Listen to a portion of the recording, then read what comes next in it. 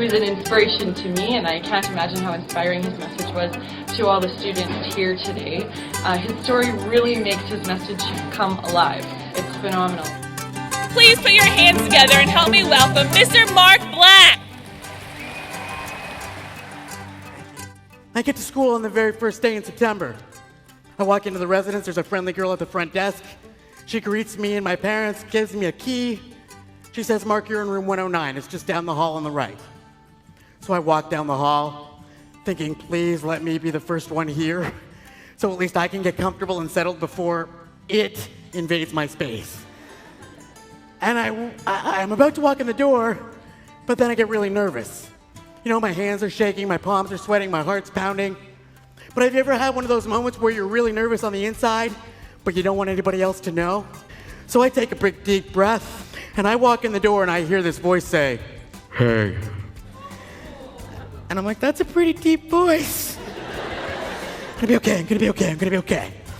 And so I'm like this, and I hear the voice over my shoulder, so I turn around because I'm gonna show him who's boss. And I turn around and I'm staring at his belt buckle. And I looked up and up and up and I said, "Hi." He was 6 feet, 7 inches tall. Okay, the resident staff has 700 freshmen to pick from, and they put the shortest and the tallest in the entire school in the same room. I go to bed that night and think, please don't let him eat me in my sleep.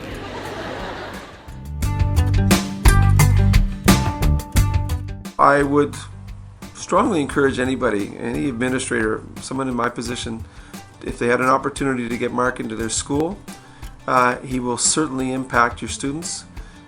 He will hit them in a deep place. There's no way he can't, because when you see somebody who has been through what he's been through, you're seeing a walking miracle, and that can't help but impact the students that get to meet him and talk to him.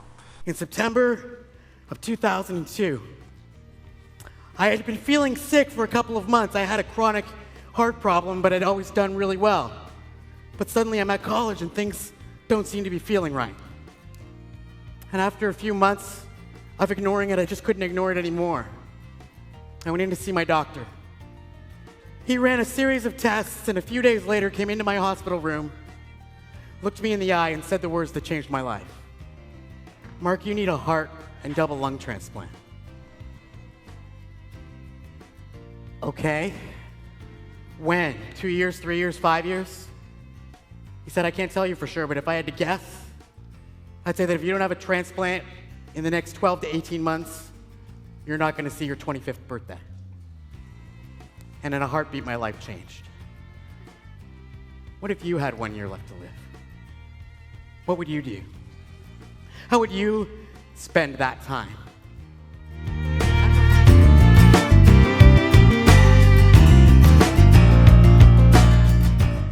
I really liked it. I thought he was really inspiring and he taught me a lot. He showed me that I always have to be persistent and that I should never give up on my dreams.